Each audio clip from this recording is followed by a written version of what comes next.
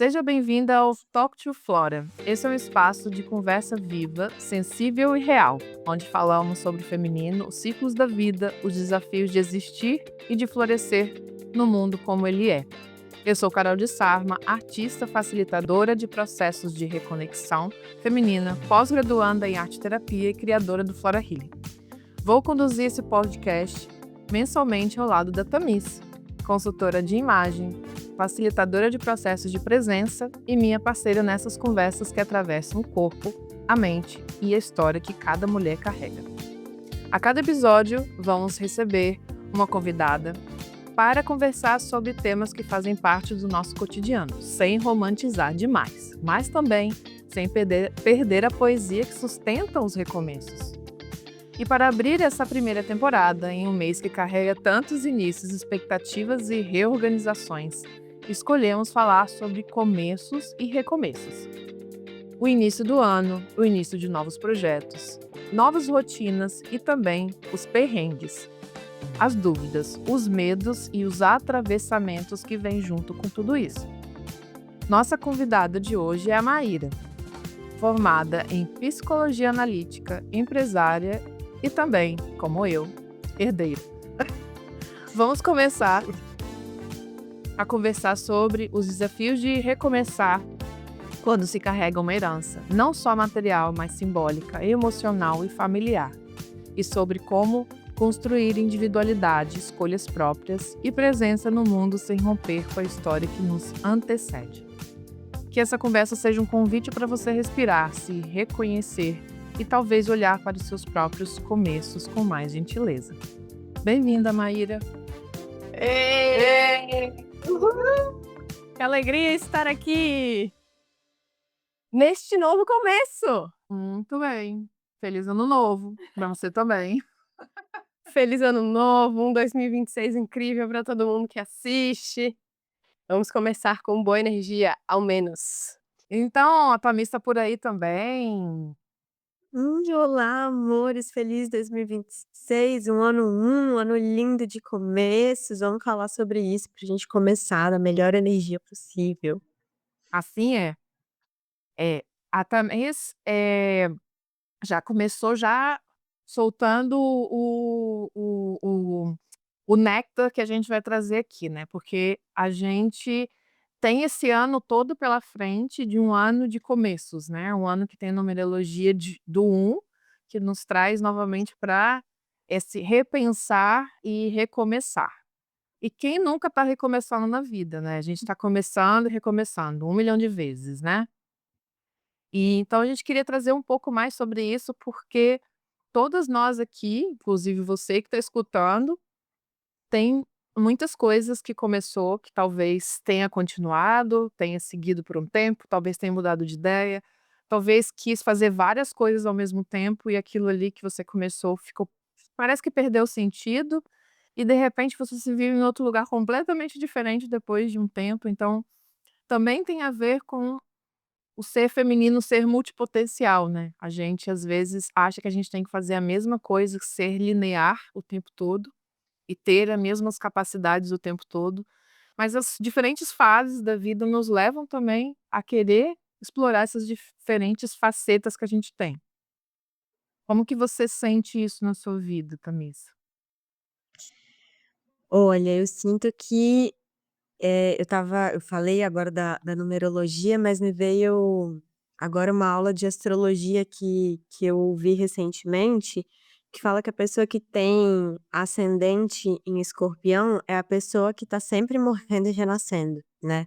Então eu sinto que na minha vida eu tenho muitas fases de começos e recomeços, e inclusive o cacauzinho, né, que eu tô tomando aqui agora, geralmente eu posto e compartilho, né, cacau para recomeçar, e eu acho que todo dia é uma energia de recomeço, né, e a gente que tá aqui, eu não sou herdeira, tá gente, eu tô só aqui, assim como vocês, eu acho, querendo descobrir sobre herdeiras. Herdeiras recomeçam? De onde vêm, né, herdeiras? O que elas comem? Então eu tô aqui para descobrir sobre isso, mas eu não sendo herdeira, mas, estamos aqui entre mulheres que somos multipotenciais, que não vivemos uma vida que é dentro de uma caixinha, né, e eu entendo que sendo dessa forma, a gente tem um desafio de, começar e recomeçar, muitas vezes, sem ter esse script para seguir, né, sem ter um modelo a ser seguido. Então, eu sinto que dá muito medo, né, de: "Caramba, tô arriscando aqui nesse começo dessa forma autêntica, dessa forma criativa, e não sei onde vai dar". Acho que nenhum começo a gente tem como ter certeza, ter controle de onde vai dar. Mas quando a gente se permite a ser, assim, autêntica, eu acho que dá um friozinho na barriga extra, né. Então é assim que eu me sinto. Com certeza. A Thamis está trazendo esse assunto de herdeira, porque recentemente a Maíra fez uma formação na área de psicologia analítica. E qual foi o seu TCC? Qual foi o tema do seu TCC? Vejamos, escolhi falar justamente sobre herdeiros. Dentro da psicologia analítica, a gente fala um pouco sobre arte-terapia, e eu gosto muito do tema. A quem vos fala aqui do lado tá a informação também desse aspecto, e a gente vai se juntando, né, os semelhantes se juntam, que bom. E o tema do TCC era arte-terapia, como que a arte-terapia poderia apoiar o processo de um herdeiro, a chegar mais perto de quem ele é mesmo. E uma das coisas bem legais, a Tamisa abriu falando que ela não é herdeira, mas o meu trabalho, traz um questionamento inclusive sobre isso, porque quem não é herdeiro? A gente nasceu de um pai e de uma mãe. Então, mais do que o recurso financeiro que uma família pôde entregar para os filhos e para os descendentes, tem toda a parte psíquica, todo o inconsciente de uma família, depois o inconsciente coletivo, que quem traz mais é o Jung. E a gente sim é herdeiro de toda um contexto onde a gente nasce. E se tornar mais perto de quem a gente passa por transcender ou atravessar esse espaço do que já tá, do que já é, do padrão que já esteve. Então, em alguns aspectos, todos somos herdeiros, em outros sim, herdeiros têm um desafio, não é extra, mas também, porque suas famílias costumam ser muito exitosas aos olhos da sociedade. Então a gente costuma ter, segundo as pesquisas, né, não deve ser não quero generalizar, mas é o que se lê bastante nas literaturas. A autoexigência é uma característica comum em muitos herdeiros, a autoexigência em função das famílias já serem muito exitosas, então tua barra tá sempre muito alta. Eu pessoalmente sempre gostei da parte de empreendedorismo e tudo isso, mas começar um novo negócio do zero, que não fosse, assumir o que a minha família já construiu, sempre foi um grande desafio, porque eu nunca consegui começar sem um faturamento de uma empresa que já tinha mais de 40 anos de existência.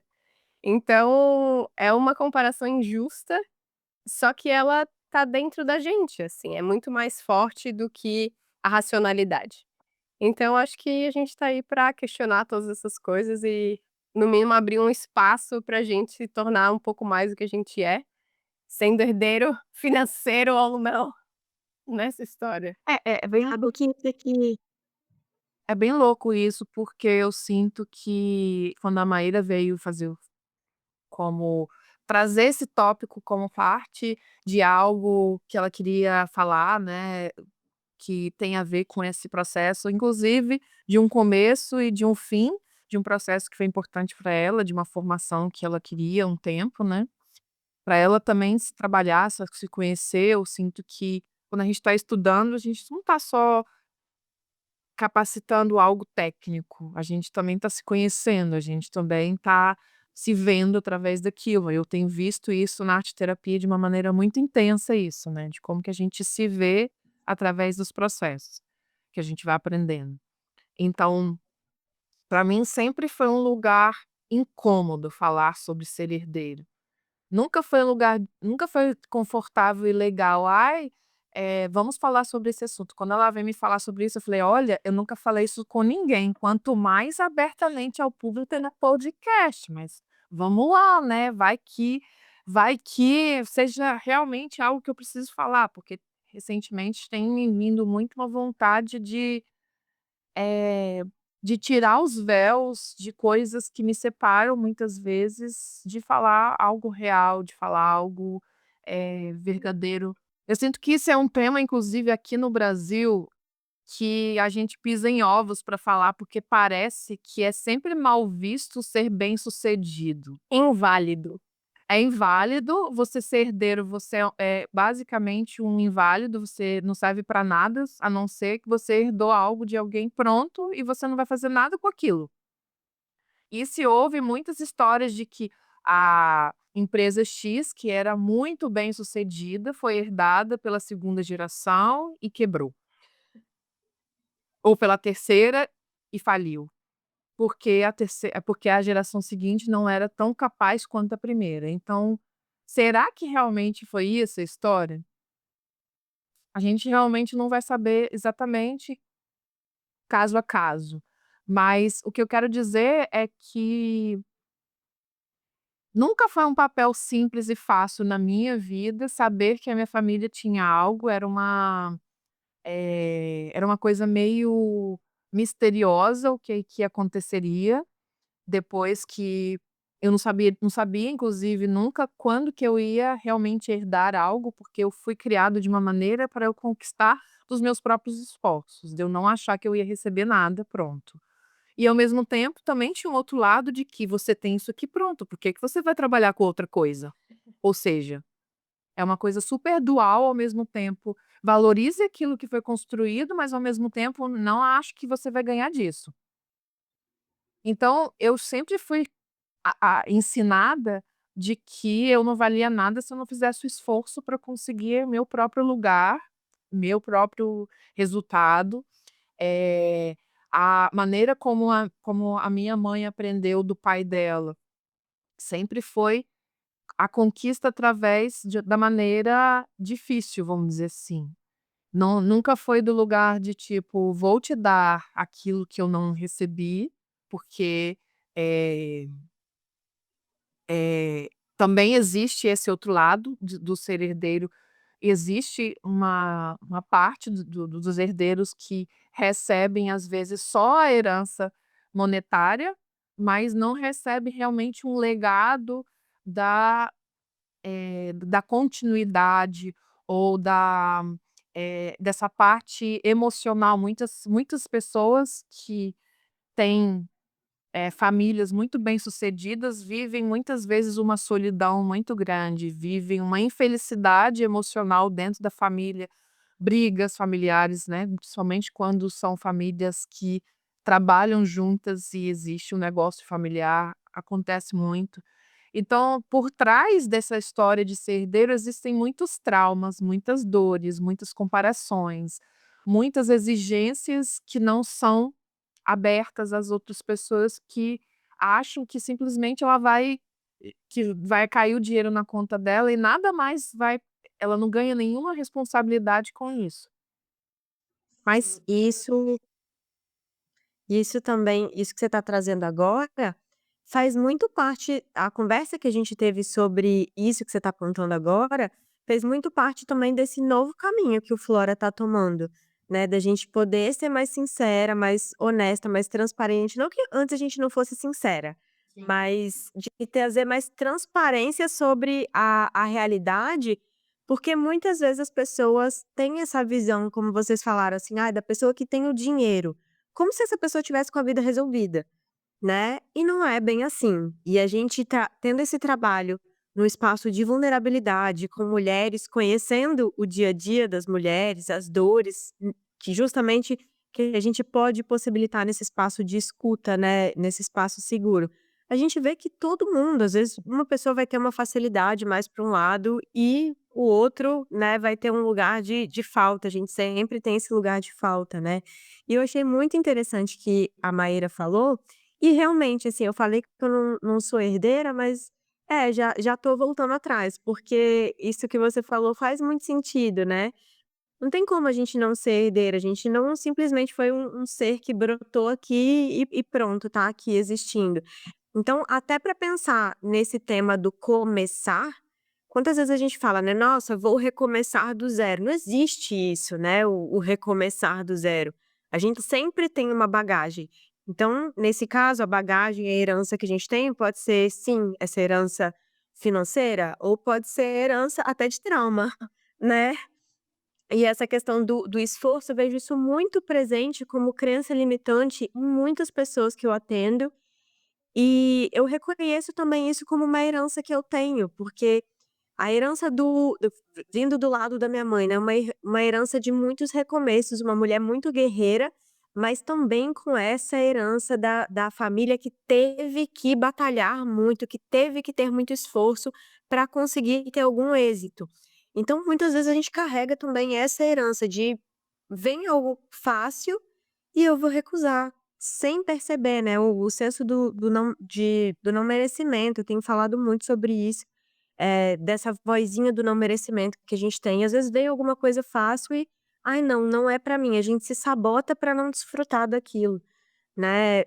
Aquela frase que a gente ouve muito: "Ai, o que é difícil é melhor, se não for difícil não é bom". Não gente, é bom sim, é maravilhoso se for fácil, Árido. é Isso muito inclusive gostoso se é for uma fácil. herança, né. Se a gente olha inclusive em relação aos estudos sistêmicos que existem hoje, né, se a gente olha, o quanto que a gente recebe geneticamente, o quanto que a gente recebe de carga emocional, psíquica, daquela criação que vem de gerações e gerações, isso é herança que a gente está recebendo diretamente, a gente tendo consciência ou não, e o que a gente faz com ela que é a grande diferença de tudo. Eu sinto que simplesmente aceitar, a minha família é assim, eu sou assim e eu vou continuar sendo assim, a gente continua perpetuando, né, a gente continua levando junto toda essa carga, familiar, essa herança da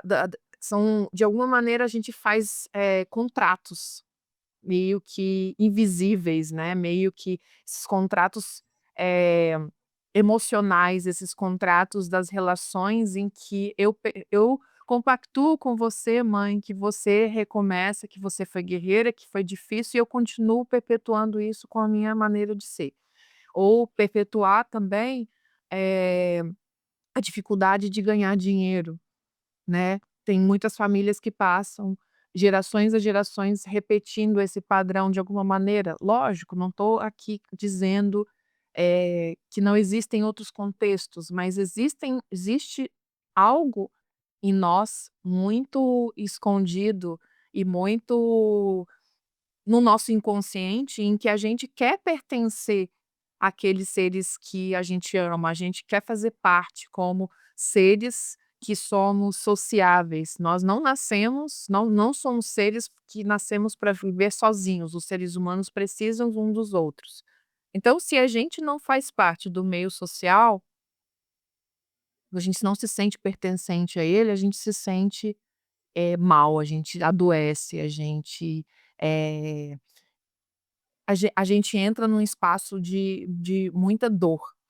Então, para o nosso sistema interno entender que a gente está sendo aceito, a gente de alguma maneira continua compactuando com aquilo que fez parte dos nossos antepassados, o que eles precisaram fazer, a gente continua dando voz a essas coisas que a gente tem, da nossa educação. E muitas vezes isso nos impede me impede muitas vezes de traçar os nossos próprios passos, de ser individual frente a isso. Não sei se a Maíra tem algo para falar sobre isso, mas eu sinto que também é uma grande sombra se sentir suficiente frente a esse espaço que é essa herança que a gente recebe, né. É um legado muito maior do que a gente, antecede, então ele é muito grande, e se ver de frente a ele é pesado, é um fardo, mais do que nada. Uma vez eu escutei de uma ela era mãe de uma amiga de infância minha e ela já era herdeira, ou seja, minha amiga é herdeira, ela é neta já, né. E aí uma adulta, herdeira, falando comigo, eu falei: "Bom, ela deve ter algo para dizer, né". E aí ela, bom, super descontraindo num jantar, ela falou para minha mãe, disse Dilceia, que é o nome da minha mãe. A gente que é herdeiro já nasce com um problema. Ficou todo mundo muito em silêncio na sala, porque não tinham herdeiros na sala, a não ser ela e eu que ainda era uma criança. E eles discutindo como pais o que que era a educação de um herdeiro, enfim, como que ensina o valor do dinheiro e todas essas coisas. E ela deu essa resposta muito brutal, que herdeiros já nascem com um problema, porque dinheiro pode carregar muito problema. A Dharma falou ali de brigas familiares, disputa. Isso tudo, inclusive, advém de uma herança de um inconsciente coletivo em relação a dinheiro.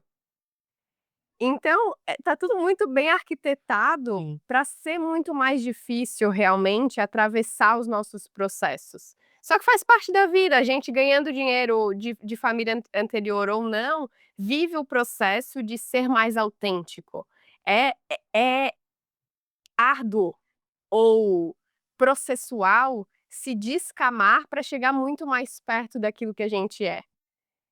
E eu ia fazer uma pergunta para todo mundo e vou fazer para mim, posso responder também, mas o que que vocês acham que foi o mais difícil ou qual foi o ponto na trajetória de vida de vocês, que vocês atravessaram, e se tornaram um pouco mais vocês? Uh, um de Nossa, cada vez? vamos fazer Nossa, uma pausa trágica. nossa, vamos, temos tempo? Estamos com tempo? Eu sinto que, nossa, muitas coisas, né, que eu tinha falado na minha fala anterior, assim, desse ascendente em Escorpião, que eu me vejo sempre mudando de casca, assim, renascendo, mas eu venho dessa família, principalmente por parte de mãe, que tem essa herança muito do trabalho, então tá sempre pronta para o trabalho, né, meu avô nordestino, passou fome, passou sede, saiu do interior do Recife para ir ser candango, né, que eles chamavam em Brasília, viajou a vida inteira, assim, morou em vários estados. Então essa herança do ter que trabalhar duro, então de não ter hora, de não saber ter limite para o trabalho. E eu, hum, em 2021, eu tive um momento, assim, que eu já repeti esse padrão, né, de trabalhar muito e trabalhando em 1 milhão de coisas ao mesmo tempo. Eu ainda era estilista, eu já era consultora de imagem, eu também já tinha me tornado, terapeuta holística, e vendo, assim, como que eu rodava todos aqueles pratinhos, tendo um emprego CLT e tendo que ser consultora e terapeuta na hora que sobrava e sem dormir, e ganhei, não de herança, mas de presente do universo, um diagnóstico que é o diagnóstico de fibromialgia. E nesse momento, entender que também esse diagnóstico veio através de uma herança, de um padrão de não me respeitar, de não respeitar os meus limites e também de me espremer para me encaixar naquele modo de produtividade, né, de trabalho exacerbado. Aquilo, né, também era uma quebra, então eu muito nova, 2021 eu sou de humanas, gente, eu não sei fazer essa conta, mas eu devia ter o quê? 25? Eu acho que eu tinha 25 anos, agora eu tenho 31, então menos 5. Eu tinha 26, não sei. Façam as contas aí, vocês têm Qualquer calculadora. idade entre 25 e 30. Isso aí, mais ou menos essa faixa. Então eu pensando, assim, em desacelerar, em sair do que era um emprego CLT, que para minha mãe, assim, eu falando: "Eu vou largar o emprego", ela: "Mas como que você vai fazer isso? Porque você vai sair, você vai por conta própria". Eu eu me vendo, assim, nessa necessidade de desacelerar, vendo meu corpo me pedindo para desacelerar, né, num estado, assim, emocional, físico muito ruim e muitas vezes me questionando: "Será que eu sou mole? Porque eu não quero trabalhar?" Mas e muitas vezes vendo: "Mas eu dou conta de fazer". Então precisando desacelerar e por vezes desacelerando e dando e pensando assim: "Mas eu daria conta de fazer mais". Mas enquanto eu fazia mais, via meu corpo colapsando. E desde então eu sinto que tem sido sucessivos, recomeços e agora mais recentemente estou passando por um que eu me mudei para São Paulo e estava construindo, né, uma carreira em São Paulo, num modo de vida de novo acelerado de São Paulo. A gente acha, né, que vai quebrando o padrão e aí daqui a pouquinho você vai lá no mesmo padrão e vivendo aquela vida com um custo muito alto de São Paulo, uma vida desconectada do que eu desejo para minha vida e eu não estava reparando isso. Até que chegou no meio assim do ano, né, de 2025, eu tive uma quebra, vi minha vida desmoronando e pensando, gente, eu vou ter que vida é essa que eu tô construindo para mim? Quem que quer essa vida? Eu tô fazendo isso que eu estou fazendo por quê? Porque não é o que eu quero, então é o que quem quer. E é essa herança, né, silenciosa, que às vezes não é nem o que os nossos antepassados ou as pessoas ao nosso redor estão falando pra gente, você tem que fazer isso. Uhum. Mas a gente já tem essa crença de que é isso que esperam da gente. Sim. Então, eu me mudei simplesmente de São Paulo para o meio de uma reserva ambiental. Eu fui de um extremo para o outro e estou vivendo esse momento de recomeço mais autêntico, enquanto muitas pessoas ao meu redor já estão assim, de olho em mim, de gente, vamos vigiar aqui a Thamis, que eu acho que agora ela enlouqueceu completamente. É isso. Despirocou da vida. Não sei, talvez pode ser que seja isso mesmo. De repente, no podcast do mês que vem, a gente descobre que eu falo, gente, então, voltei para a casinha, mas acho que não. Você contando sua história, eu identifiquei vários pontos parecidos com a minha, no sentido de que lá atrás, mais ou menos nessa idade, entre os 25 e os 30, eu Retorno de Saturno. eu tive um pico de trabalho gigantesco, né, eu era uma pessoa que trabalhava no meio corporativo, inclusive na empresa construída pela minha família, então nesse lugar que era altamente masculino e machista, eu precisava me provar, provar para as outras pessoas que eu era 100% melhor do que todas as outras pessoas que trabalhavam ao meu redor para eu merecer o cargo que eu tinha. Sendo uma pessoa de 25 anos e sendo gerente, uma das únicas gerentes mulheres e abaixo de 30 anos nesse lugar e que tinha 200 homens abaixo de mim trabalhando. Pessoas que tinham 20, 30 anos de empresa que trabalhavam e eu tinha que fazer reuniões, treinamentos com esses homens que me olhavam e falavam assim, que tipo: "Que fedelha é essa que tá vindo aqui?". Mas enfim, quando eu estava mais ou menos ali pelos 26, 27 anos, eu comecei a ter crises muito intensas e fui diagnosticada com síndrome do intestino irritável. E comecei a ter que tomar remédios diários, comecei a ter uma bolsa de remédio dentro da minha bolsa, em que eu chegava no final de semana, a única coisa que eu queria fazer era desaparecer e dormir, tipo hibernar, não era dormir, era hibernar e quem sabe tomara que acabe o mundo para eu conseguir descansar mais um pouquinho, porque nesse momento, né, eu comecei a trabalhar, eu fazia faculdade à noite, eu trabalhava geralmente, né, CLT, de 8 às 18 e estudava faculdade até às 11 da noite, mais ou menos. Depois que eu terminei a faculdade, eu emendei uma pós-graduação em gestão empresarial, e esse foi o ritmo, era o ritmo natural. Então, depois que eu me tornei gestora, eu precisava viajar 3 vezes por semana. Muitas dessas viagens era no nível de tensão altíssimo, porque eu podia sofrer assédio, podia acontecer comigo alguma coisa no meio da estrada, podia, eh, alguém desacreditar que meu trabalho não estava bom o suficiente. Eu mesma tinha que acreditar que aquilo que eu estava fazendo era suficiente, e eu não era uma ridícula que estava ali frente a um monte de homem velho, né, tipo: "Quem que é essa pessoa?" E eu me perguntava: "Quem que eu que eu tô fazendo aqui?" E ao mesmo tempo, quando eu olhava para cima e falava assim: "Tá, daqui para onde eu vou?" Que eu vou fazer depois que eu crescer nessa área aqui? O que que eu vou construir mais? Porque o quanto mais eu construía de maneira externa, material, mais parecia que existia um vazio em mim, como se nada preenchesse, eh, dentro, assim, uma sensação de, eh que eu estava muito distante de mim mesma.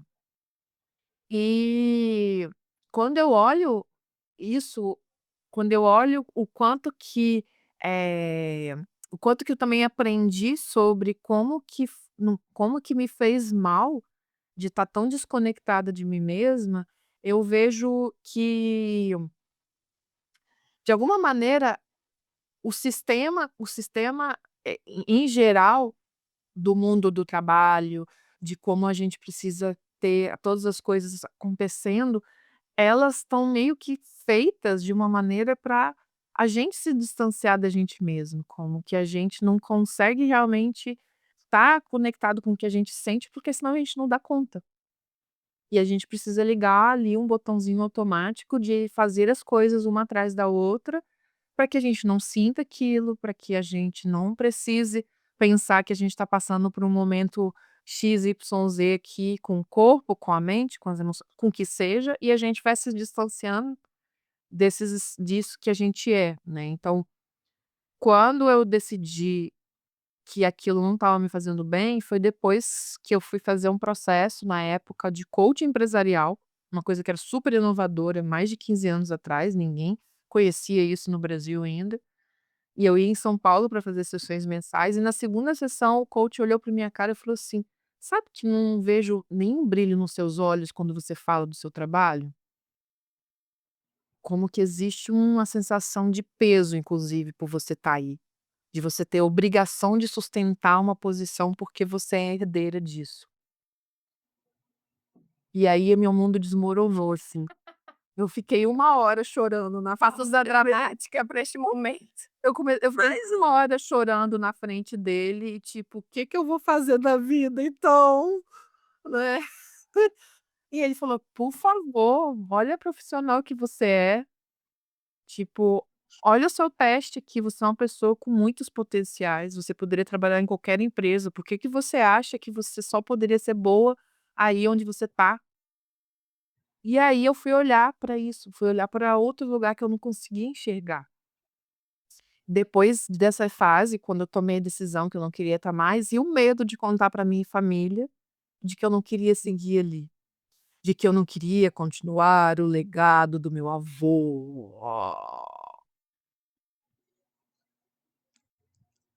Era uma sensação de tipo, eu sou aquela que, tá fazendo tudo contra o que o meu sistema quer fazer para mim, quer que eu faça. Então, é uma dor realmente que a gente sente de ir contra o nosso próprio sistema. Só que se a gente não faz esse movimento, se eu não tivesse feito esse movimento, talvez hoje eu estaria muito doente. Talvez hoje eu nem sei que tipo de vida que eu levaria, sabe, porque eu já nem sei se eu saberia quem eu sou de verdade, porque eu acho que a gente vai morrendo aos poucos numa vida que não é nossa, sabe, numa vida que então isso voltando lá à pergunta da Maíra sobre momentos, eu acho que esse momento, uau, assim, foi quando eu percebi que eu podia ter liberdade de escolher o meu próprio caminho, que até então eu achava que eu tinha que seguir o caminho que foi traçado para mim, que foi feito, que eu tinha que simplesmente seguir aquele caminho feito. Isso Ma é interessante, só um parêntese antes de a Aham. gente ouvir também, Maíra, que eu tô curiosa para saber também da sua história. Mas isso, para quem não é herdeira, estamos alinhados aqui com esse nome, né, somos herdeiros todos, mas aqui faz parte, né, do assunto brincar também com esse lugar para trazer mais leveza. Mas eu sinto que para quem está do lado de cá, essa questão da herança financeira, também vê o lugar, né, essa profissão de herdeira como um lugar na vida que te dá muitas possibilidades. E não enxerga talvez esse outro lado aí que vocês estão falando, né, que sim, o dinheiro vai abrir muitas portas, trazer muitas possibilidades, né, mas também tem esse peso que às vezes é invisível, que a gente não tá vendo. E é claro que tudo que estamos falando aqui está, né, com disclaimer de entendemos, temos consciência de classe, estamos falando dessa realidade aqui e também eu falando, mesmo não estando num lugar de herdeira, também me reconheço num lugar super privilegiado, muito diferente da maioria das pessoas, Claro. mas estamos falando justamente sobre isso, né, independente da classe social, todos nós somos feitos de carne e osso, sentimos e tudo isso. Mas e você, Não sei se Maui? todo mundo sente, não sei se todo mundo sente, mas há controvérsias, mas A gente espera que deveria, todo mundo deveria. sinta, né. Se você não está Mas e sentindo você, algo Maria? escutando isso, deveria se refletir sobre isso. Sim, mas quero ouvir seu recomeço. Teve, né? Eu vou falar uma coisinha antes que me chamou a atenção. Assim como a de Sarma, também foi muito difícil para mim assumir esse nome de herdeiro, né, tipo: "Como assim? Você é herdeiro? Então a vida, né, enfim, você é um nada basicamente". A vida foi fácil para você, tudo é fácil para você, as milhões de possibilidades e oportunidades, sim, acessos e possibilidades, eles existem por conta de dinheiro. Isso é um fato, não tem como mudar isso. Só que eu tenho 28 anos, então eu nem considero que eu exatamente passei esse grande recomeço, assim, esse grande fim, porque é bem o fechamento do primeiro ciclo de Saturno, né, que a Thanis falou ali. Então eu Eu ainda ia estou falar, tá vivendo. vindo agora. Então eu ainda vivendo isso. Mas assim, tem esse aspecto da sociedade como um todo que olha o herdeiro como simples de ser resolvido. E na nossa geração, que era isso que eu ia dizer, na minha geração, a gente ainda conta com o FOMO, Fear of Missing Out. Então esse contexto de ter muitas possibilidades, Fear of Missing Out Medo. medo de perder algo, de deixar de estar em algo, de não participar de todas as possibilidades que se tem abertas num leque de opções. E a gente, nessa condição de herdeiro, sim, tem muitas possibilidades. Só que a gente vive nesse antagonismo de você tem muitas possibilidades, você pode ser qualquer coisa que você quiser, mas você deveria mesmo. Por que você vai fazer qualquer outra coisa que não continuar aquilo que já está pronto, que a sua família já construiu? Nossa, eu já escutei 1 milhão de vezes, mas tá pensando, passa pela tua cabeça fazer alguma outra coisa? E é um leviano engano das pessoas de pensarem que a gente não tem esses desafios, questionamentos internos bem profundos, assim. E se eu fosse responder a pergunta que eu mesma fiz, eu acho que a principal coisa que eu já fiz até hoje foi nas pequenas coisas da vida, no cotidiano mesmo, decidir ser aquilo que eu queria ser, que o instinto, que o gut feeling, a intuição me dizia para ser. Então, a minha mãe, por exemplo, sempre teve problema com alimentação, sempre foi um sobrepeso ou até obesidade, enfim, já fez vários procedimentos. E eu também nunca fui em paz com a balança, por óbvio, por herança, talvez. E aí, quando eu comecei a conseguir lidar com a alimentação de uma forma diferente, a minha relação com a comida mudar, para mim já foi um passo de ser aquilo que eu era e não o que eu herdei na vida. O produto de limpeza que tinha na minha casa, quando eu saí da casa dos meus pais, que eu gostava muito mais de uma pegada sustentável, de um produto que não fosse tóxico e todas essas coisas. A comida que eu botava dentro da geladeira, se eu comia carne, se eu não comia, os tipos de relacionamentos que eu tinha, com quem eu convivia, se eu sustentava a bolha social, que é sorrisos e família margarina, ha, ou se eu tinha relacionamentos profundos que tinham disponibilidade para conversar de um tema como a gente está falando aqui, quebrando tabus e tudo isso. Eh, eu Nós 3 aqui fazemos parte de uma instituição, chama Condor Blanco. O dia que eu peitei o meu pai e eu falei: "Olha, você vai me proibir de ir para esse lugar?", ele disse: "Na nossa família a gente não proíbe". Eu falei: "Então eu estou indo". E paguei do meu próprio dinheiro, dentro das minhas economias, do que o que eu fazia, a viagem que eu tinha. Ali eu rompi, eh um padrão, um sistema, uma sistemática, o costume, porque eu estava indo em direção àquilo que a minha intuição estava dizendo para eu fazer. Então dentro da psicologia analítica também, fala-se muito do self, então essa intuição, é é justamente aquela vozinha por trás de tudo, que na verdade já sabe tudo, só que nos custa ouvi-la e segui-la. Então Nas grandes e nas pequenas coisas, eu acho que esses foram os meus quebres, até hoje, para me tornar um pouquinho mais de mim e viver um pouquinho mais em paz, assim. Você falando isso, me veio uma história, assim, antes de tudo isso, lá atrás, quando eu era adolescente, a arte sempre foi uma coisa muito presente, muito forte na minha vida, né. E na minha adolescência foi mais forte ainda, porque era muito importante por as minhas amigas estarem ali na onde era dança, onde eu tinha minha regulação emocional, social, era dentro do mundo da arte, vamos dizer assim. E eu comecei a fazer aula de teatro, quando eu tinha mais ou menos uns 16 anos.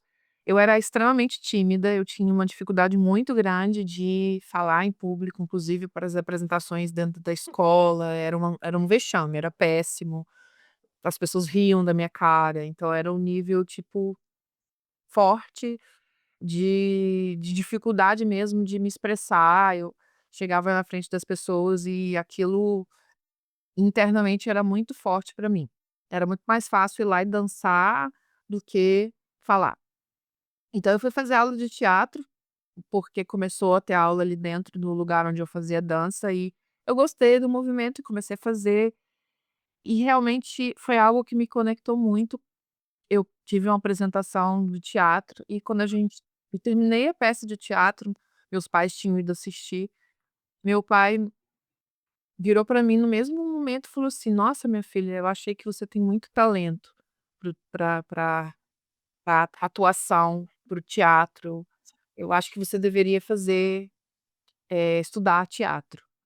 E eu fiquei muito surpresa olhando para ele, tipo, sério, tipo, como se eu estivesse recebendo a bênção ali, né, tipo: "Ah, eu posso fazer isso, né". E aí eu continuei fazendo aula de teatro por mais um tempo e eu resolvi me inscrever, na época, para a área no vestibular de artes cênicas. Na no terceiro ano lá, quando você se inscreve lá antes do terceiro ano, né, qual a área que você quer prestar vestibular e dividiam, não sei se hoje em dia é assim, te dividia entre as áreas biomédicas, humanas, exatas, e eu fui para a área de humanas para artes cênicas. Única da escola fi-fi-fi que existia na minha cidade, né, assim, que era a escola mais high society que existia, e a pessoa indo fazer artes cênicas, né. Não sei se combinava muito, mas estava eu lá. Estava eu lá. E aí, né, já estava quase na metade do ano, já tinha passado uns 3, 4 meses de que eu estava no terceiro ano, estávamos voltando num domingo para casa, e a gente para no sinal do lado de casa. Tinha um grupo de teatro com cartaz pedindo apoio financeiro para eles poderem fazer apresentações e pra eles manterem o grupo de teatro vivo e tal. E minha mãe, vendo a situação, veio fazer uma conversa intimidadora comigo, Uma conversa muito séria. que eu chamo Conversa de bem uma delicada. conversa que eu chamo de antiterapêutica. Minha mãe sabe também dessa técnica. Ela é boa dessa técnica. Enfim, a conversa era tipo: "Esse é seu futuro, é isso que vai ser a sua vida. Você quer isso?". A sua vida já está traçada. O seu avô fez um grande esforço de criar tudo para deixar para os seus sucessores, e você está desperdiçando isso para ir lá pedir dinheiro no sinal. É isso que você quer? Não sei o quê, nã-nã-nã, nã-nã-nã, aquela conversa super gostosa de se ter com uma adolescente. "Minha filha, por que que você não vai lá experimentar, trabalhar e ver como é que é?". "Mãe, mas eu não gosto de trabalhar em escritório". "Você nunca trabalhou, como é que você vai saber o que que é trabalhar em escritório?". Falei: "Tá, mas eu não me sinto, não acho que tem a ver comigo, eu acho que eu tenho uma coisa a ver com artes". A ela: "Que artes o quê, minha filha? Vai estudar uma coisa decente e arte vai ser seu hobby". Abre parênteses. Minha mãe tinha um sonho de se formar em artes. Ela queria estudar artes e ela não pôde estudar artes, porque o discurso do meu avô era exatamente o mesmo. Herança dela aí, né? A herança. Resumidamente, eu escutei a herança e fui e mudei a minha opção, pesquisei, comprei lá na banca de revista, hoje nem existe mais isso, um guia do estudante sobre as profissões e fui ler sobre as profissões para eu saber para ver o que que eu queria fazer que não fosse uma coisa tão chata para trabalhar, dentro mais ou menos da área empresarial. Aí eu fui parar onde? No marketing, porque é legal, bacana, divertido. E aí, pesquisei as faculdades, estudei para vestibular da faculdade e passei apenas em primeiro lugar. E fui eu fazer a faculdade de administração com ênfase em marketing, que nada mais nada menos era um ano só de marketing no final das contas eu mudei de faculdade e fui para outra faculdade de marketing. Enfim, basicamente, Eh, eu era uma ótima aluna, gostava muito das matérias, eu realmente gostei muito da minha faculdade, mas foi a primeira como o desvio do caminho do que realmente o meu coração e minha alma me chamava, que era para algo, eh, da expressão, né. Não sei exatamente se como seria o meu futuro se eu tivesse feito artes cênicas, mas talvez, eh, com algumas nuances bem diferentes do que foram. Mas eu não acredito que as histórias da nossa vida sejam em vão, né. Eu acho que tudo de alguma maneira é um passo a passo para a gente fortalecer a gente mesmo e a gente entender o que que a gente realmente precisa para a gente poder chegar naquele ponto. Então eu dei uma volta gigante de em torno de 20 anos para voltar para a arte, para estudar artes no caso, né, porém nesse meio do caminho, eu fui encontrando outras maneiras da arte fazer parte da minha vida durante todo esse tempo, né. Através da dança, através de outras ferramentas, a vida foi me colocando esses espaços, também foram chegando de maneira muito intuitiva. E por que eu tô relembrando essa história? Porque quando eu comecei a fazer a minha pós, eu lembrei muito disso, de lá atrás eu desviar completamente o meu caminho por uma pessoa que também foi desviada do seu próprio caminho e que nunca se realizou profissionalmente porque ela foi desviada do caminho dela. Sempre se sentiu como se faltasse algo.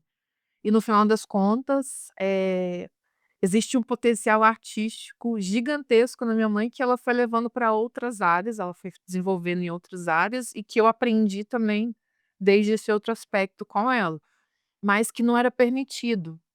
E eu venho pensando muito sobre como que minha mãe já faleceu, né, tem 9 anos, eu venho ultimamente pensando muito sobre as referências que a arte que ela foi trazendo para mim como herdeira disso, desse lugar da arte. E recentemente eu fui conversar com a minha tia, irmã dela, e falei: "Nossa tia, eu estava vendo umas coisas assim, tipo, como que a minha mãe tinha muito esse lado da arte muito forte, né, e tal", e falando algumas coisas pra ela de coisas que eu estava pensando e vendo e tal. Aí ela falou assim: "É, realmente a sua mãe tinha uma conexão com a arte muito forte, mas eu tenho algo pra te dizer, não era só sua mãe. A grande maioria das mulheres da nossa família tem uma conexão muito forte com a arte. E eu nunca tinha me dado conta nisso, trabalhando quase 15 anos com feminino e com a arte a vida toda. Como que essa herança artística está na minha família há gerações, em que as minhas tias bordam e pintam, e outra faz lençol, e a outra é fotógrafa, e a outra não sei o quê. E a minha tia é super artística também, cria coisas. Eu tenho uma outra prima que é designer de joias, que está sempre criando. Então, as mulheres, no geral, sempre foram muito artistas, porque sempre houve também um distanciamento desse machismo que existe dentro da minha família, do homem prosperar, de ter esse lugar de ao sol, de ser o que gera os recursos, o que trabalha, o que faz as coisas, em várias das gerações das mulheres não trabalhavam na minha família. E as gerações mais novas queriam e nunca deixavam elas entrarem na empresa, ou falavam que elas não tinham competência ou e de alguma maneira dificultando o caminho para elas ali dentro. A maioria das mulheres nunca ficaram nos negócios da família justamente por causa disso. E elas foram desenvolvendo, talvez, através da arte, essa reconexão com o mundo interno delas, com a maneira de se expressar, né, e aí eu fui conectando muitos pontos através disso, de como que a gente inconscientemente é tão influenciada, mesmo a gente tomando decisões que a gente acha serem diferentes, por um caminhos diferentes, né. Sim, às vezes esse julgamento que a gente tem por recomeçar diferente, é justamente essa projeção desse medo, né, dessas pessoas que vieram antes da gente que: "Caramba, eu fui ensinado que se eu fizesse isso, ia dar errado, então eu quero proteger também essa pessoa aqui". E aí, também romper com isso para criar algo novo, criar uma história nova, também é poder desafiar esse lugar, né, de desse medo que vem na gente e também, querendo ou não, abdicar desse esse medo escondido, disfarçado de proteção, né. Então é olhar para trás e poder falar também: "Obrigada pela sua proteção, eu entendo que por mais que seja de uma forma torta, você está trazendo isso para mim como uma forma de proteger, mas daqui para frente eu vou criar algo diferente". E a gente falou um pouquinho sobre a questão do senso de merecimento, e na fala de vocês eu vejo também uma crença, né, uma dor que é muito presente, que é a dor do pertencimento, né, que eu imagino que seja uma grande questão, né, Claro. de: "Nossa, eu tenho o pertencimento do eu não pertenço a essa família, mas eu também não pertenço aqui do lado de fora, porque a maioria das pessoas não tem essa realidade parecida com a minha". Então, como que foi essa dor do pertencimento ou da falta dele, e como que isso influenciou, né, nos começos de vocês? Porque eu conheço já um pouquinho da história da Carol, né, da Maíra eu também quero saber, mas eu imagino que esse lugar dessa dor, desse não pertencer, também pode ter sido aquela dor que doeu, doeu, doeu, então eu preciso sair daqui. Então eu preciso criar alguma coisa diferente, começar algo diferente. Como é que foi? Como que essa dor serviu de impulso também pra vocês? Damis fala no passado, como se isso tivesse deixado de existir. Começa por aí. Vou começar a brincadeira por aí. É no passado, no presente e no futuro. Entendeu? Não tem a parte que desconecta. Não tem. Eu acho. Mas quer começar? O que que eu falo? Não, pode falar. Falei bastante. Mas eu acho que a minha, fo esse tema de pertencer é para mim um fator muito mais um peso para carregar na vida, assim. Porque se eu for bem honesta comigo mesma, opa, eu vivo a minha vida hoje, as escolhas que eu faço, pensando: "Ah, mas, eu não tinha que fazer alguma coisa lá na empresa do meu pai, mas e se eu fizesse isso? Eu não deveria estar lá, eu não deveria, atuar dessa maneira XYZ", e que se eu tivesse condição interna mesmo de dizer: "Não, eu não quero isso mesmo", esquecer que isso existe, talvez fosse muito mais, leve, fluido fazer os novos começos, né. Eu já comecei muitos projetos, muitos empreendimentos, muitas coisas, e eu simplesmente não dou sequência neles, talvez pelo peso que é isso, né, pela dúvida, pela incerteza, pela autoexigência de que o começo tem que ser já muito grande, enfim. Eh, e mais do que o pertencimento de seguir o legado propriamente dito, eu acho que também tem em mim, o pertencer ao esperado de mim. Nossa, que peso. Além de herdeira, eu sou filha única, então, eh, a gente vai dizendo, só que vai construindo uma narrativa que parece: "Nossa, coitada dela, tem tudo e daí pensa que não tem nada". Só que nem é sobre isso, sabe. É muito mais realmente sobre desmistificar que o fator para mim, eu assumi o nome herdeira, fazendo só um parênteses, eu assumi o nome herdeira com mais facilidade, até fiz meu trabalho em cima disso, porque eu quis levantar a bandeira de defender que o dinheiro não resolve a vida. Por favor, entendam, o dinheiro não resolve a vida. Olha que bonito. Quem falou isso recentemente? Foi o Jim Carrey, né? Falou que queria que todas as pessoas pudessem um dia ter dinheiro e sucesso, né? Fama, para poder saberem realmente o que é isso, para elas saberem como que elas vão lidar com a vida. Porque se mede as pessoas geralmente nesse momento, porque o que você faz com isso mede aquilo que a sua consciência que você vai fazer, independente do que você tenha ou não tenha. É, E exatamente.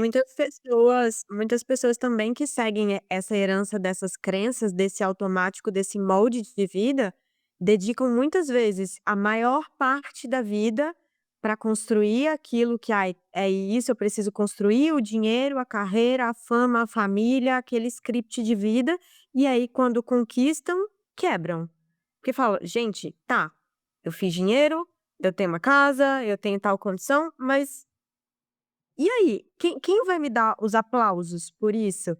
Porque vive a vida nisso, né. E aí é uma hora de uma crise, de a quebra para recomeçar. Eu vejo muitas pessoas assim, muitas mulheres também que quando priorizam essa parte da vida, né, e muitas vezes em detrimento desse sucesso, às vezes não se dedicam à família, ou outras também o contrário.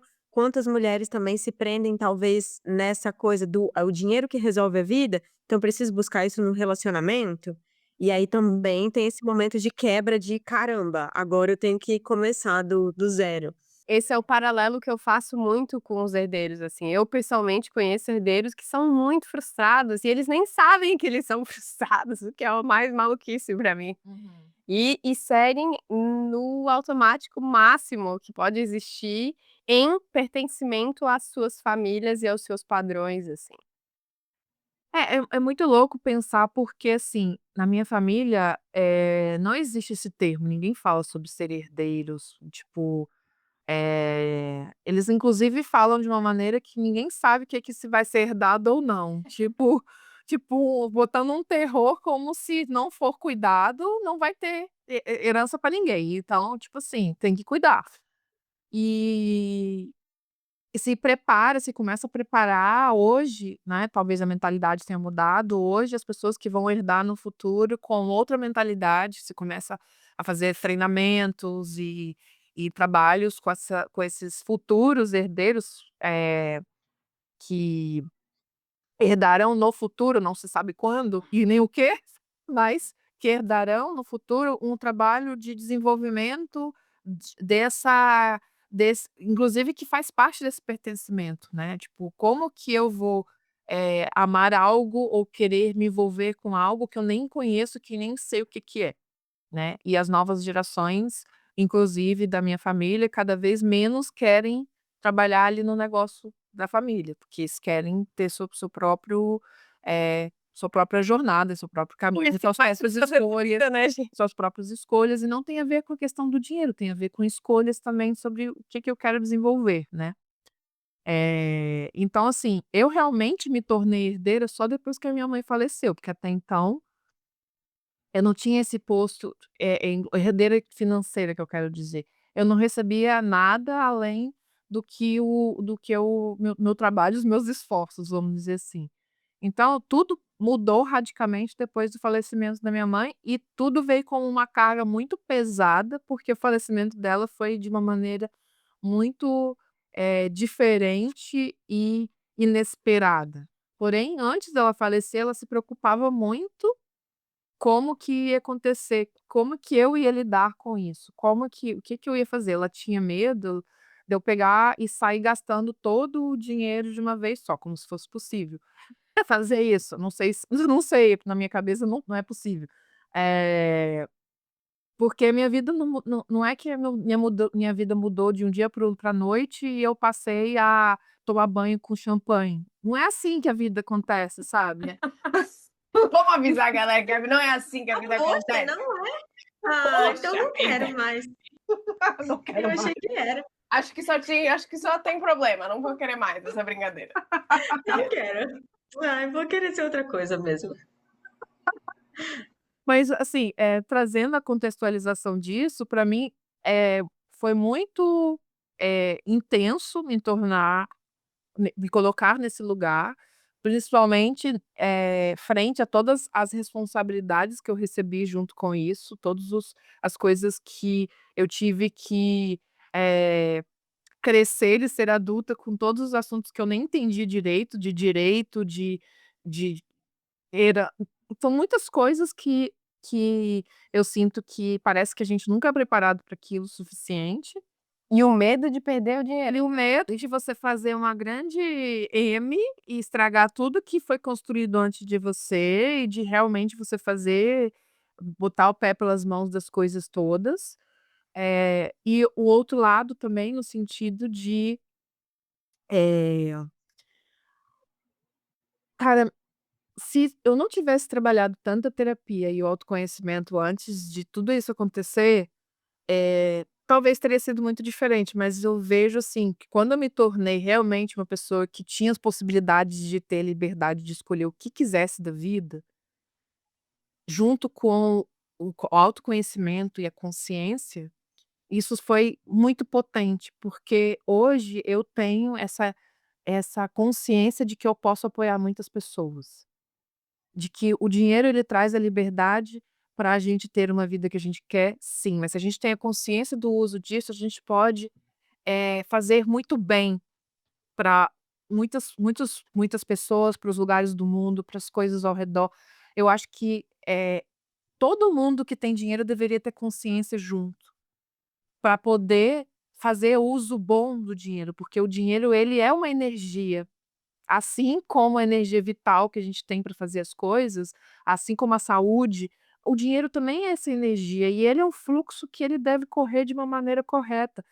E a gente precisa entender isso, que está em desequilíbrio o mundo, porque está desequilibrado essa energia que flui para lados muito extremos e que se a gente fosse pensar com essa consciência de que tantas pessoas poderiam ser, beneficiadas através dessa consciência, que a gente poderia mudar muitas coisas como o mundo está no formato hoje, em que muitas quantias acumuladas de um lado, sendo, pouco distribuídas entre as pessoas que precisam realmente. Então, lá quando eu me tornei livre para escolher aquilo que eu queria, através das possibilidades financeiras, eu escolhi criar o Flora Healing, para ajudar outras mulheres, porque para mim não fazia sentido nenhum eu sentar em cima do do cofre do papai do Patinhas, né, do tio Patinhas, que é uma referência bem velha essa, que revela muito a minha idade. Antes de eu sentar nesse cofre e achar que toda a preciosa moedinha era minha, e me transformar realmente em algo, porque eu vi a minha mãe sofrendo tanto, de tantas coisas que ela não pôde se autoajudar, que eu falava: "Eu preciso ajudar as pessoas, as mulheres, a não viverem isso que eu vivi tão de perto, com uma mulher que eu amava demais e que eu não pude ajudar ela mais, porque também as pessoas escolhem ser ajudadas ou não, escolhe, pode ter todo o dinheiro do mundo, se ela não consegue se autoajudar e tomar a consciência das suas próprias escolhas, se ela soubesse a potência que é cada escolha, talvez as pessoas tomassem as decisões de forma diferente, né, que isso impacta na nossa vida toda, cada escolha que a gente toma, né, e não estou trazendo isso como um terror, e sim como tomar essa consciência mesmo, né. Então, lá atrás, eu criei nesse lugar disso, então, para mim sempre fez sentido de que esse espaço dessa comunidade, ele não é um espaço só para quem pode pagar e para mulheres que têm o privilégio de poder pagar terapia, ou que têm o privilégio de estar em um grupo de mulheres, mas também para outras mulheres que não têm acesso a isso, né, a gente desde sempre abriu vagas solidárias, a gente sempre buscou ter, eh, vamos dizer assim, uma modulação social e econômica dentro dos grupos, para que a gente saísse da nossa própria bolha e entendesse da vida real, que a vida real não é só aquilo que a gente vive no nosso entorno. A gente hoje eu escutei hoje isso da pediatra dos meus filhos, a gente vive uma monocultura, em que a gente vive cercado de bolhas iguais, dos lugares onde a gente frequenta, dos lugares das pessoas que convivem nesses lugares, e os assuntos são os mesmos, a maneira de pensar é o mesmo, a maneira de fazer as coisas é o mesmo, e a gente aos poucos está se robotizando, está se transformando em uma inteligência artificial. No final das contas, a própria inteligência artificial vai ser mais humano do que a gente, porque eles estão já pedindo conselho para inteligência artificial para fazer terapia, então daqui a pouco a inteligência artificial vai sentir mais do que o humano, né. Não sei se essas pessoas estão entendendo essa parte, assim, né. Provavelmente não. Então, fomos para um papo muito profundo, né, mas eu queria voltar um pouquinho aqui, talvez, pro besterol, botar vocês só um pouquinho na saia justa, porque eu prometi para as pessoas, né. Medo! Eu prometi para as pessoas que eu ia também fazer perguntar curiosidades, né, então infelizmente já descobrimos que a Carol de Sarma não toma banho com champanhe, estamos muito tristes por saber disso. Nem banho de banheira ela toma, ai não. É hora de revelar meus podres. Ai, gente, muito chateada, tô revendo aqui os meus desejos. Mas eu queria saber se já teve, qual foi a pergunta ou o comentário mais sem noção que vocês já receberam quando alguém descobriu sobre Tu o fala, eu título falo. de vocês? Você já tá falando. Cara, assim, eu não sei se o problema deste comentário é a recorrência. Mas pra ti é muito fácil, né. Eu escutei isso tantas vezes na minha vida, tantas vezes na minha vida. Como é que explica para o ser humano que faz essa afirmação que a gente não toma banho de champanhe? Entende? Não dá para nem eu conversar com a pessoa que faz esse tipo de comentário, porque, ok, não entender sobre o que é a realidade de alguém que tem algum recurso financeiro, mas, não é fácil, "Oi, prazer ser humano, eu tenho as mesmas 24 horas que você, mesma pele, o mesmo cabelo, o mesmo sistema psíquico que roda aqui dentro, então não é mais fácil para mim". Temos possibilidades, oportunidades, não vamos desclassificar todo o tema, de acesso que o dinheiro tem. Sim, mas não é sobre isso. De novo, a vida não se resolve com o dinheiro. Então, eu escutei em tudo, assim, e isso num tom de desvalidar aquilo que eu estava construindo, ou, a minha dor, ou a minha dúvida, ou o meu potencial de que porque pra mim eu tinha que ser muito melhor do que todos os outros, porque pra mim já tinha chão, já tinha base, já tinha tudo aquilo. Mas eu era só um ser humano igual a todo mundo. Então, acho que essa é a frase pra mim que ela tá em top um porque ela é um desserviço em muitas frentes pra mim, em função da recorrência dela. Muito bom. E você, Carol? Qual foi a frase ou a pergunta mais sem noção que você já ouviu?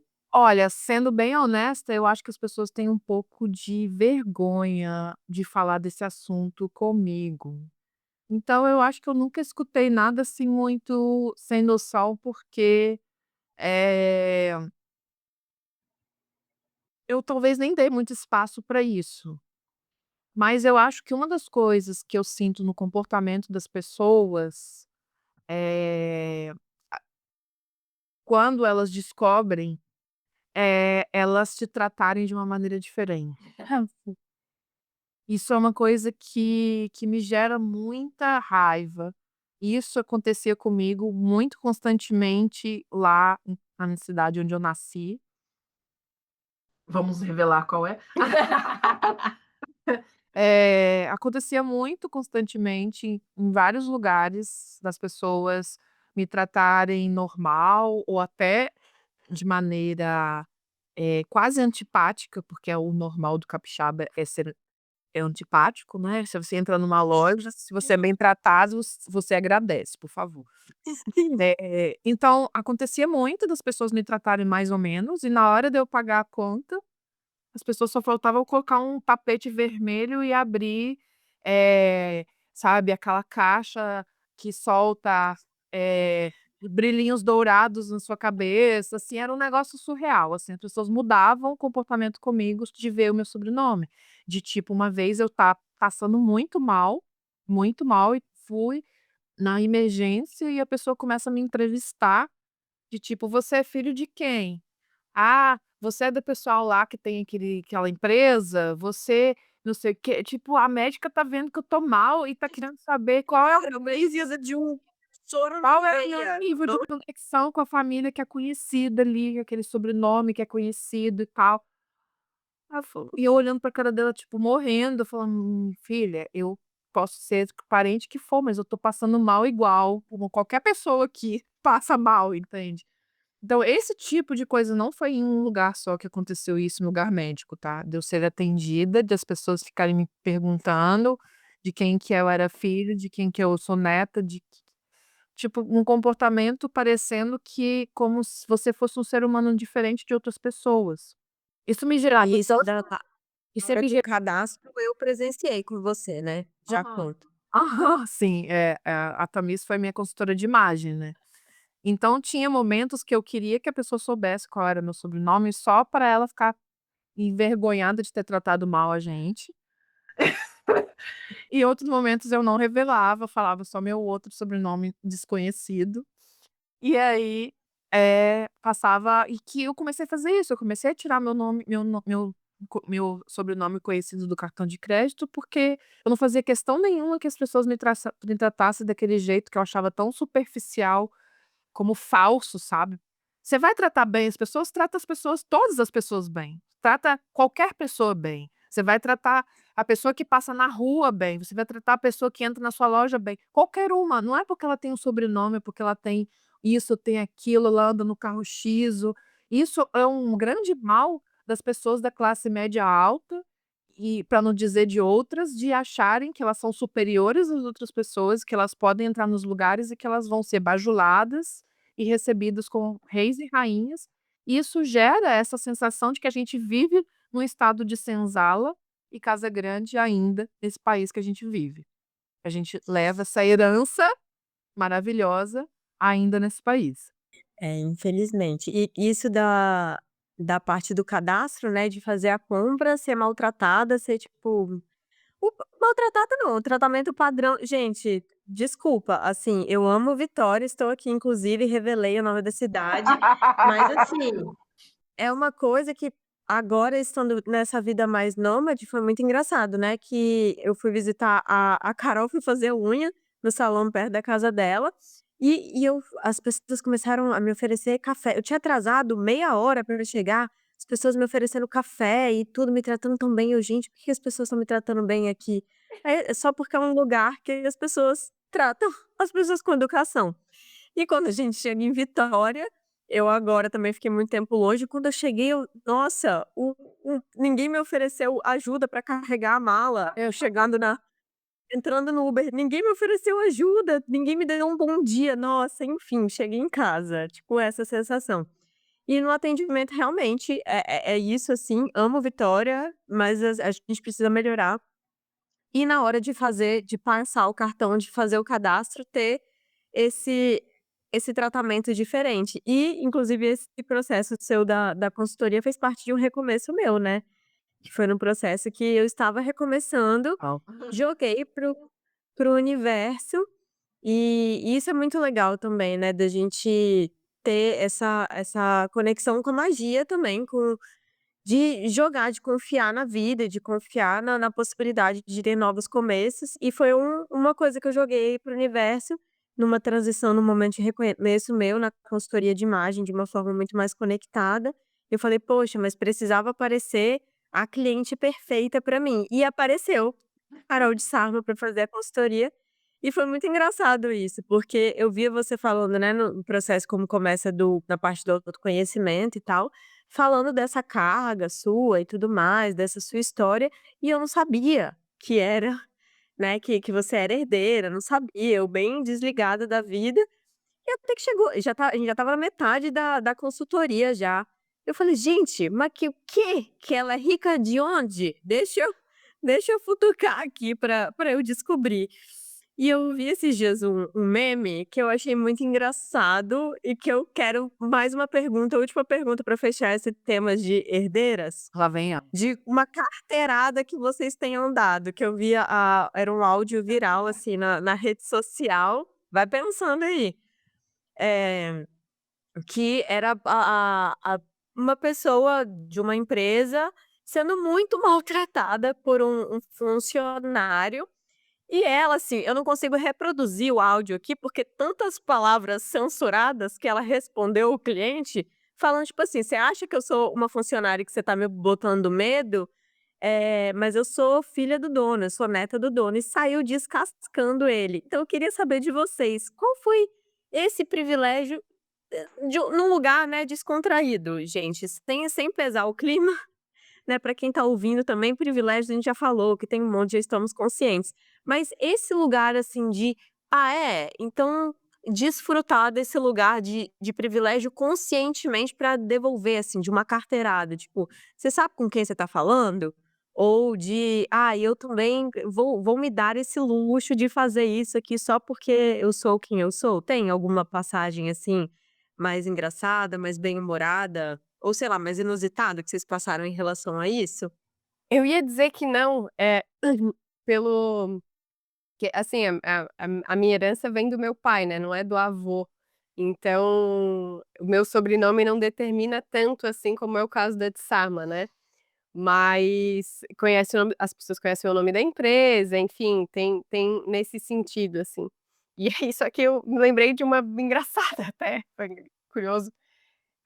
Nesse contexto de que tu sabe o nome, daí tudo magicamente acontece. Eu estava alugando um apartamento, que eu ia sair da casa dos meus pais, ia morar no outro apartamento, que eu queria na localização, não sei o quê. E eu tinha já enviado, como qualquer ser humano comum, toda a documentação para passar no fiador e todas essas coisas assim, né. E eu tinha muito mais do que era necessário para ser aprovada. E eu não sei o que que eles estavam, enchendo o saco, mas ele quis dizer que não dava e que eu tinha que pagar o tal de um seguro. Ou seja, talvez era todo um movimento para que eu tivesse que pagar alguma coisa extra, assim. Daí eu lembro que eu estava no telefone, eu falei: "Olha, moço, como é que eu vou te explicar uma coisa? Eu trabalho no mercado imobiliário, eu sei o que você está fazendo comigo". Aí fui, ainda tentei, assim, explicar pra ele desde um lugar de: "Eu sei o que você está fazendo de errado, vamos por favor consertar". E aí óbvio, eu ainda estava falando com o funcionário, né, e ele insistiu tudo nisso, eu falei: "Faz assim ó, chama o teu gerente, por favor". Ah, tá. Daí veio o tal do gerente lá, o Ruben louco: "Não, então, é que a gente descobriu que você é filha do não sei quem, que daí é do mercado, nã-nã". Já tá alugado, já tá alugado. Vem aqui, passa pra assinar, Uhum. passa pra assinar. Eu não tive nem que explicar nada, entende, nem nada, mas, tipo, ele ia fazer tudo que era necessário então, porque inclusive poderia ele e na cabeça dele teria algum problema até no no na empresa dele como imobiliária, porque a gente é do ramo imobiliário, então, né, tem todos esses relacionamentos e sei lá o que que surge na cabeça das pessoas. Mas eu fiquei muito transtornada na hora, porque, cara, ser humano é ser humano, vamos combinar, fazer esse combinado? Não tem porquê, se eu tenho a documentação, eu tenho a documentação, se eu não tenho a documentação, eu não tenho a documentação. Tão E que simples quanto talvez parece. estaria passando a perna em você, né, se você não pudesse dar essa carteirada, né, de tipo: "Amigo, como é que eu te explico que eu sou rica? Então me deixa alugar meu apartamento". Mas é Tu quer ver o triste de ver. É o meu engraçado, IR mas é triste inteiro de pra tu ver, né. ver? É tipo assim, o que mais você quer? O meu caso foi meio que oposto, porque, na verdade, eu muitas vezes que eu vou buscar imóvel para comprar, principalmente se é numa região que as pessoas me conhecem, a minha família, eu prefiro muitas vezes que o meu marido dê o nome primeiro e vá ele buscar, porque o que acontece, já aconteceu isso algumas vezes, deles aumentarem o valor por saber o meu sobrenome. Então a carteirada é ao contrário, na verdade. Eles meio que acham que a pessoa que tem dinheiro é trouxa.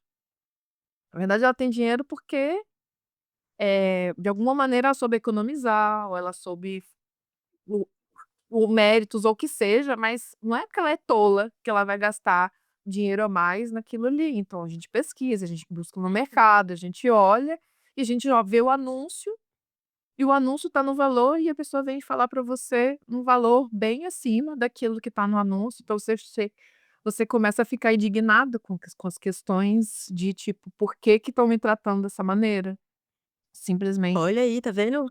Você que está assistindo por essa, você não esperava um desprivilégio de tipo assim, vamos aumentar o Desprivilégio. preço graças ao seu sobrenome. É, então eu sinto que a gente não não entendeu muito bem ainda, sobre essa questão da gente se separar, se diferenciar, né. Eu acho que a gente cria um monte de separações que são invisíveis do outro, né. Então, no meu caminho próprio de olhar para para o meu caminho, eu tento muito não me colocar com essas lentes de que eu sou diferente das outras pessoas, porque eu tenho uma vida privilegiada, e sim eu busco incluir as pessoas na minha vida para que elas façam parte desse espaço em que eu estou desfrutando e que para mim não é só para mim. E sim para as pessoas que estão no meu entorno também, as pessoas, que vêm na minha casa falam muito isso, assim, né, de se sentirem como se estivesse num hotel, porque eu gosto de receber bem as pessoas, eu gosto de que as pessoas se sintam à vontade nesse espaço. E talvez essa minha vontade seja para que as pessoas recebam uma partícula do privilégio de ter uma vida que você tem uma vida confortável, que é o que traz o lado financeiro de você poder ter uma vida confortável, mas que no dia a dia as minhas lutas internas são iguais às de todo mundo, no dia a dia as minhas escolhas são difíceis como as de todo mundo, a rotina é difícil como da maioria das pessoas, então eu sinto que é a gente parar de romantizar a vida alheia, e eu parar de olhar a vida alheia, como se fosse sempre melhor do que a minha, e ficar olhando através das nossas lentes, inclusive filtradas através das redes sociais, em que eu tô vendo uma vida do outro que não é a vida real daquela pessoa, não é o que ela vive, não é o que ela passa. Eh, eu não gostaria de que as pessoas entendessem mal isso que a gente está falando aqui hoje, inclusive, porque é a primeira vez que eu estou abrindo esse assunto abertamente depois de tantos anos, e eu não gostaria que as pessoas escutassem isso mal, sabe, entendessem isso mal como se fosse uma arrogância eu achar que eu tô trazendo isso como me sinto melhor que outras pessoas, não. Eu acho que a gente precisa parar de se dividir e começar a olhar o outro como um ser humano, como qualquer outro ser humano. Então, poder, sentir merecedora da vida que nós temos, do privilégio de estar vivos num corpo humano feminino, né, eu acho que um dos princípios que mais eu aprendi dentro do budismo sobre isso, o privilégio de ser humano é algo de a gente poder ter a consciência do que a gente pode fazer pelo mundo, que enquanto a gente está em forma animal ou de uma outra forma, que dentro do budismo existe vários reinos, né, a gente não tem essa capacidade de tomar essa decisão, de mudar, de transformar, de ter outra consciência. Então se a gente tem hoje essa possibilidade, é poder realmente tomá-la, sabe, saboreando a vida. Porque a vida lá, como a minha amiga aqui, Maíra, gosta de dizer, a vida é boa. Sim ou não? A vida é muito boa, gente. Em qualquer aspecto, a vida é boa. A vida presta, né, como diz Fernanda Torres, a vida presta. E para fazer o meu papel aqui, rasgação de seda só um pouquinho, que eu sinto que eu preciso, eu sinto que nesse lugar também desses privilégios, tem muitas pessoas que por se enxergarem nessa separatividade, né, ou se enxergarem de certa formas menores, por terem menos dinheiro, acabam querendo muitas vezes desmerecer também aquilo que, ok, veio do esforço, veio do merecimento de quem tem mais. Só que eu vejo, por exemplo, e aí entra a parte da rasgação de seda, vejo muitas vezes até mais beleza, sabe, no que é feito, por exemplo, como o trabalho do Flora Healing, porque não é feito de um lugar de necessidade, né, não é feito de: "Ai, preciso fazer isso aqui por ganhar dinheiro", vem de um lugar de propósito, né, e de poder compartilhar desse privilégio, criar um espaço para que mulheres se sintam nutridas para poder recomeçar ou começar, né, se empoderar do que elas são. E eu acho isso muito bonito, porque vem de um lugar muito genuíno, né, não de necessidade, mas de simplesmente eu quero fazer, eu posso fazer, e eu acho que o trabalho do feminino é sobre isso, né, sobre entender: "Gente, a gente fica a gente se torna mais bonita quando o jardim tá todo florido ao redor, o mundo é mais gostoso se tá todo mundo feliz, tá todo mundo crescendo junto".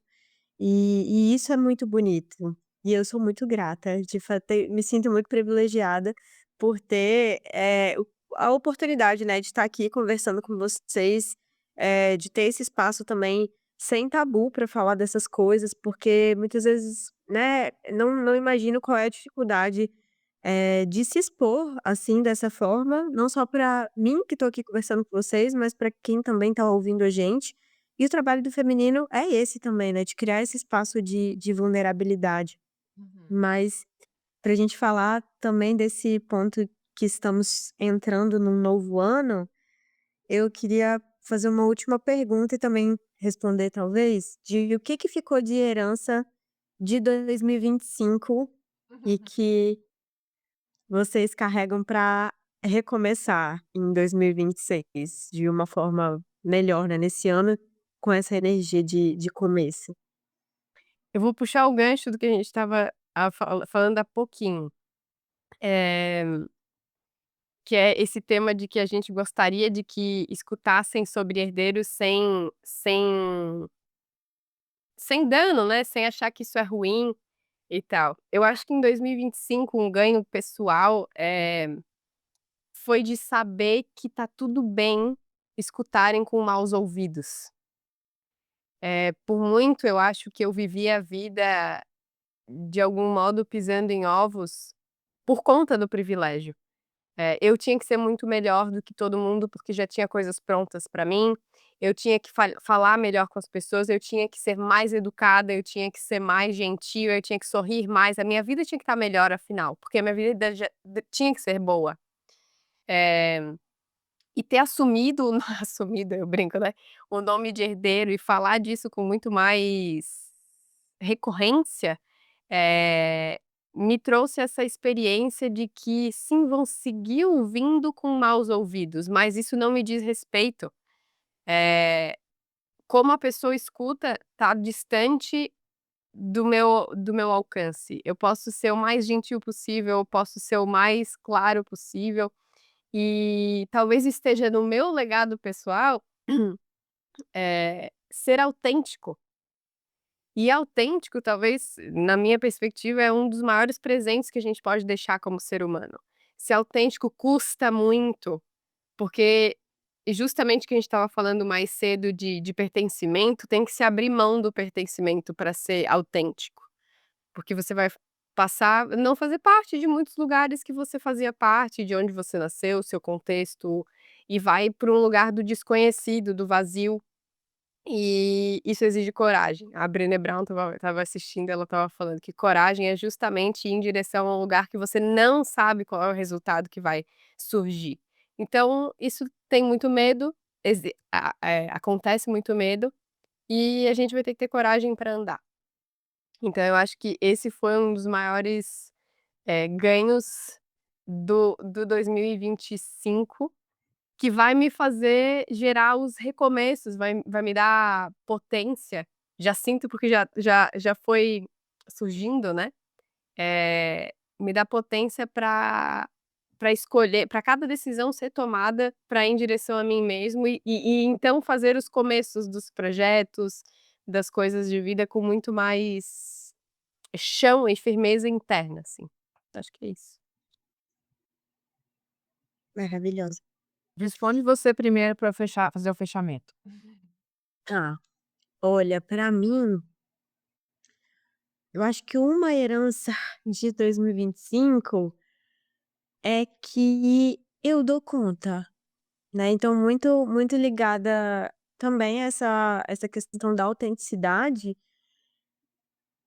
é que continua dando medo pra tomar decisões, né, de pensar: "Meu Deus do céu, eu sou muito maluca, eu vou fazer isso mesmo? Eu não deveria fazer isso. Se eu fosse ser mais consciente, mais cautelosa, talvez eu não tomaria esse caminho".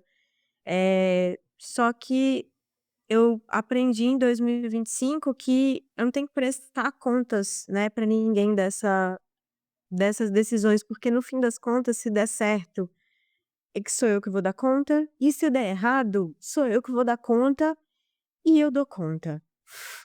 Incrivelmente, não sei como, mas eu dou conta.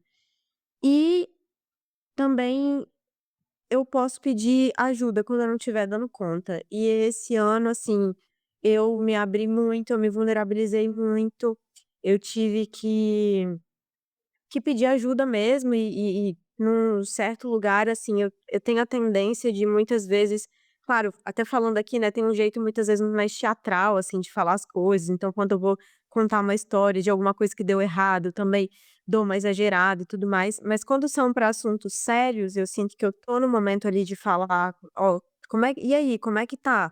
Falo: "Ah, não, tá acontecendo isso, isso e isso, mas tá tudo bem, tá resolvido, eu tô dando conta". Eu tendo a diminuir um pouco da dificuldade do que eu tô passando no momento que eu tô passando. E eu aprendi a não fazer mais tanto isso, de falar: "Olha, tá, eu dou conta mesmo, mas eu preciso de ajuda, porque tá muito pesado de dar conta". E eu espero muito que em 2026 eu tenha essa consciência de que eu dou conta, mas não para me sobrecarregar mais, mas para entender que eu posso tomar as minhas decisões, criar os meus novos caminhos, meus novos começos, do jeito que eu achar que faz mais sentido para mim, porque se der ruim eu dou conta, mas também se der bom eu vou dar muito conta de desfrutar de tudo que eu mereço. É isso. Boa. Olha, eu acho que 2025 foi um ano que me trouxe muita consciência, eh, do tanto que eu buscava o controle e a perfeição das coisas. E o 2025 veio meio que jogar na minha cara, assim, do tipo: ou você solta isso, ou, as consequências disso serão muito fortes pra daqui para frente, cada vez mais, né. Então, eu sinto que foi um ano muito de, desconstruir o que eu acreditava de mim, desconstruir o que eu tinha, de plena certeza daquilo que eu era, o que eu acredito, o que eu não acredito, o que eu gosto, o que eu não gosto. Então, me veio muito de uma fase, de uma etapa de questionar tudo, eh, se fazia sentido eu acreditar naquilo mesmo, né. Eu acho que,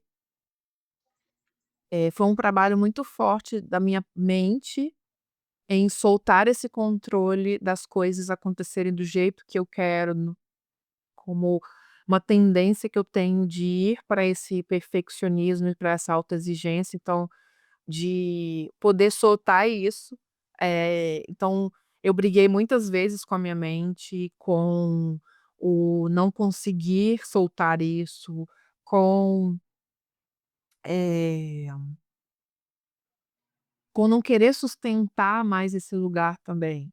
Então, eu acho que, esse ano de 2025 foi um ano de travessias, eu fiz muitas viagens, e essas travessias externas nos levam a grandes travessias internas, então para mim foram muitas chaves que foram sendo, mudados de direção, assim, dentro dessas viagens. A cada viagem que eu chegava, parecia que eu estava olhando para uma outra parte nova que eu desconhecia. E o que que eu faço com isso que eu desconheço disso, né? Então, em algum momento do ano, eu senti como se, né, lá na entrada do inverno, eu senti como se tivesse tudo se derretendo dentro de mim e eu entrei num estado de tipo: "E agora, o que é que eu faço com isso?".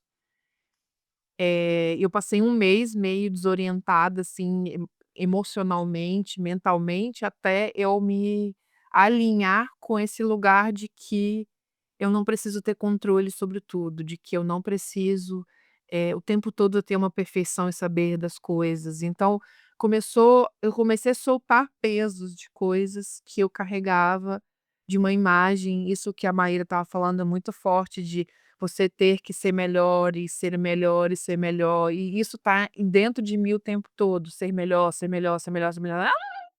Como, e aí é interminável para tudo. Vai fazer uma comida, tem que ser melhor, vai fazer não sei o que, tem que ser melhor, vai fazer a vela, tem que ser melhor, vai ai, sabe, cansou, não quero mais isso, eu quero ser a vela possível, a comida possível, a vida possível. É, tipo, então eu tô aos poucos virando essa chave como se existisse uma pressão para conseguir virar essa chave, assim, do tipo, sair desse lugar de que, saiu mais ou menos, mas ok. Da próxima vez, nossa, olha que lindo que tá. Da próxima vez, nossa, eu fiquei muito maravilhada porque saiu uma bosta, entendeu? Então, assim, eh, tem muita muitas camadas disso reverberando em várias áreas da minha vida, e eu acho que uma delas mais intensas é o meu trabalho. Então aqui é prova disso, esse podcast falando sobre tudo que eu nunca falei na vida.